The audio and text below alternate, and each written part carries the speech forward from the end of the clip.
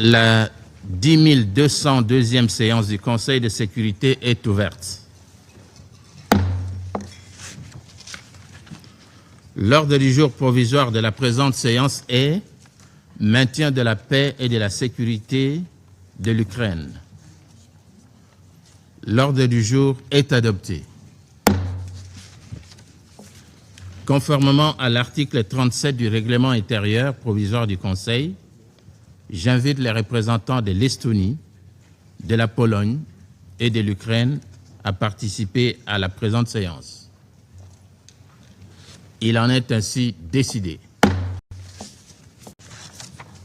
Conformément à l'article 39 du règlement intérieur provisoire du Conseil, j'invite les intervenants suivants à participer à la présente séance.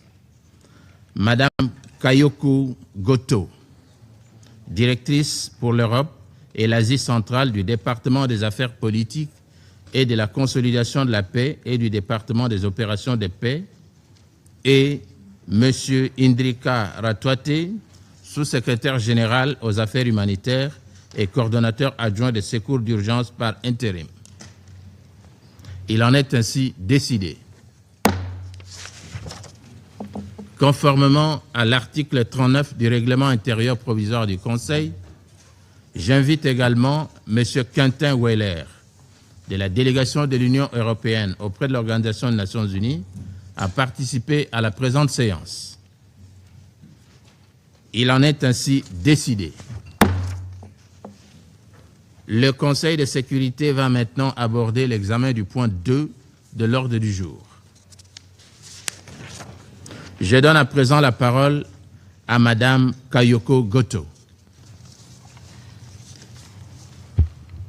Monsieur le Président, Excellences, depuis notre dernier exposé au Conseil le 9 juillet, plus de 170 civils auraient été tués et il y aurait eu 1028 blessés sur l'ensemble du territoire ukrainien. Nous soulignons à nouveau la nécessité urgente d'efforts diplomatiques renouvelés. Nous ne pouvons pas permettre que cette spirale se poursuive. Nous exhortons toutes les parties à reprendre le dialogue et des négociations inclusives en vue de la désescalade pour parvenir à un cessez-le-feu immédiat, complet et sans condition.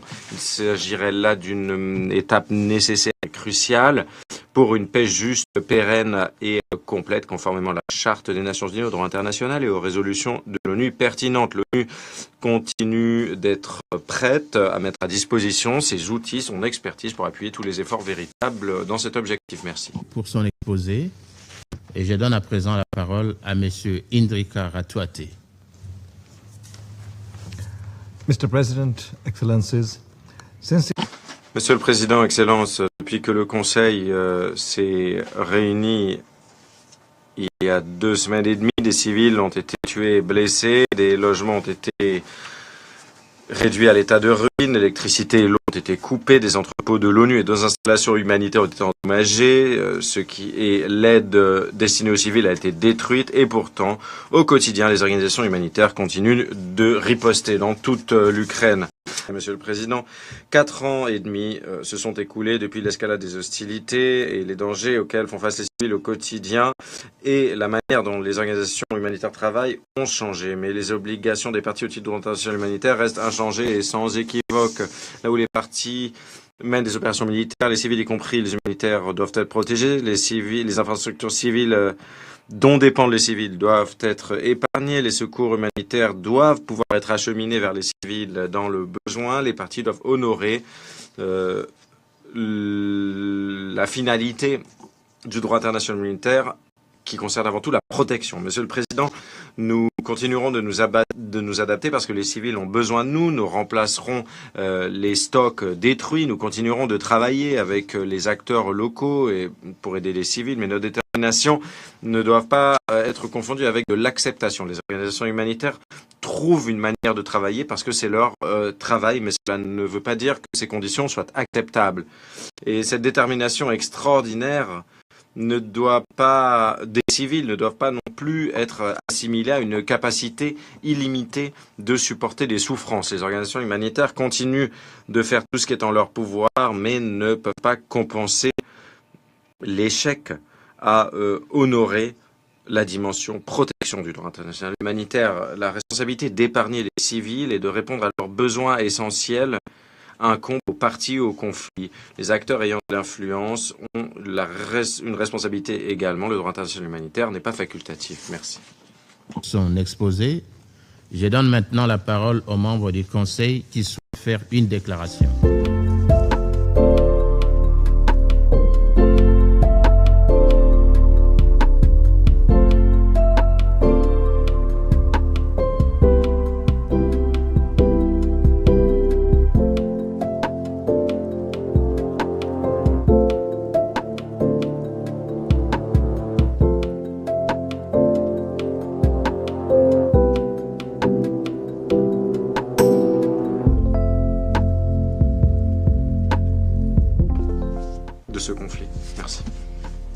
Je remercie le représentant du Pakistan pour sa déclaration.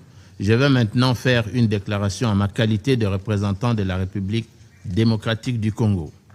Distingués membres du Conseil, la République démocratique du Congo remercie Mme Kayoko Goto, directrice et responsable par intérim pour l'Europe, l'Asie centrale et les Amériques, au département des affaires politiques et de la consolidation de la paix, ainsi que M. Indri Karatouate, sous-secrétaire général par intérim aux affaires humanitaires et coordonnateur adjoint des secours d'urgence au sein du Bureau de la coordination des affaires humanitaires pour leurs exposés. Les informations qui nous parviennent sur la situation en Ukraine demeurent profondément alarmantes, alors que les premières semaines de l'année 2026 semblaient laisser entrevoir une possible accalmie et nourrir l'espoir d'une sortie de crise. Les mois qui se sont suivis n'ont malheureusement fait que confirmer l'installation durable d'une poursuite de violence qui continue d'enregistrer son lot de victimes civiles.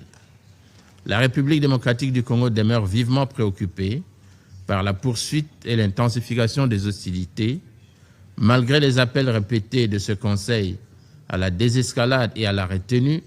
Force est de constater que la logique militaire continue de prévaloir sur les efforts politiques et diplomatiques, pourtant indispensables à un règlement durable de ce conflit.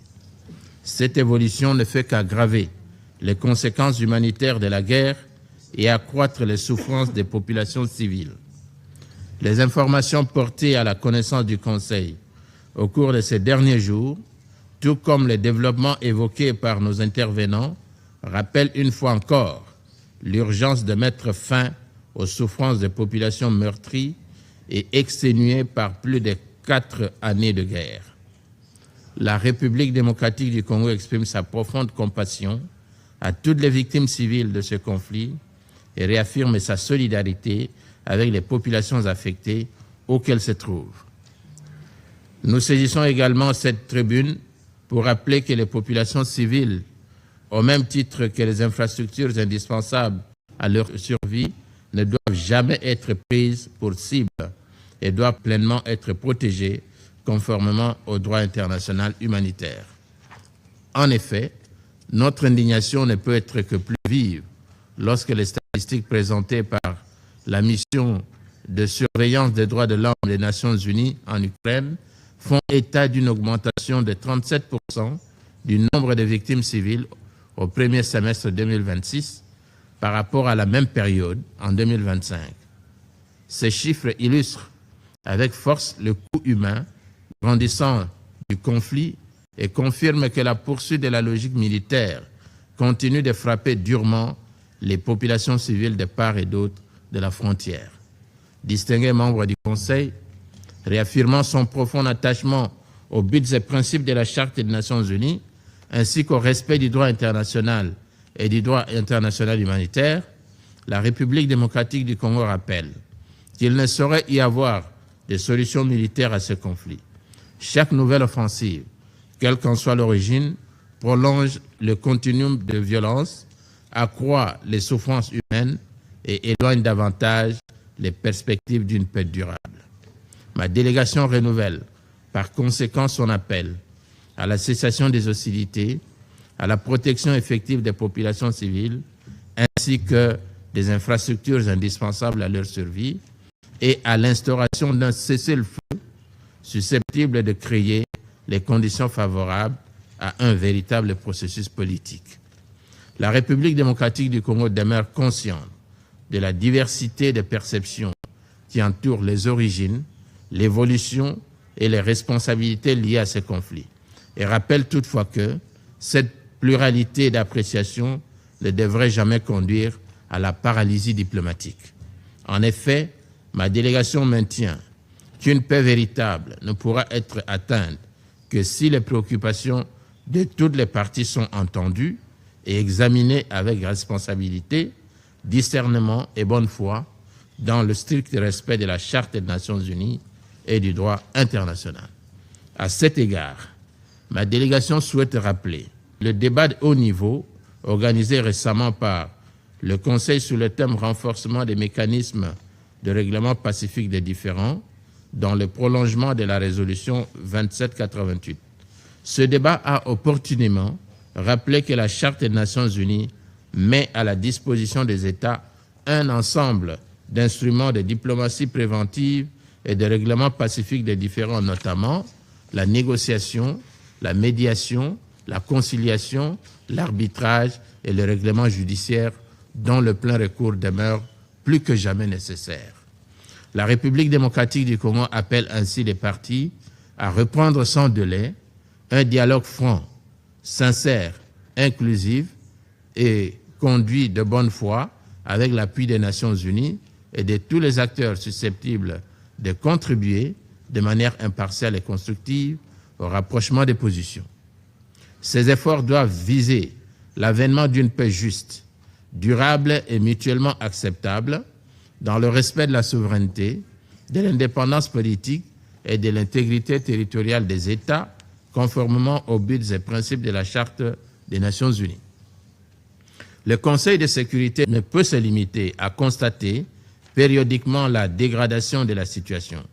Il lui appartient de préserver les voies de la diplomatie, de soutenir les initiatives crédibles de médiation et d'encourager toutes les démarches susceptibles de favoriser une désescalade durable. En conclusion, la République démocratique du Congo demeure convaincue que seule une solution politique permettra de mettre un terme durable à ce conflit. Notre responsabilité collective est de faire taire les armes, d'interrompre la poursuite de violences qui frappent les populations civiles et de créer les conditions propices à une paix juste, durable et mutuellement acceptable. À cette fin, ma délégation continuera d'appuyer toute initiative crédible fondée sur le dialogue, la diplomatie préventive et le règlement pacifique des différends, conformément aux buts et principes de la Charte des Nations Unies. Je reprends à présent mes fonctions de président du Conseil.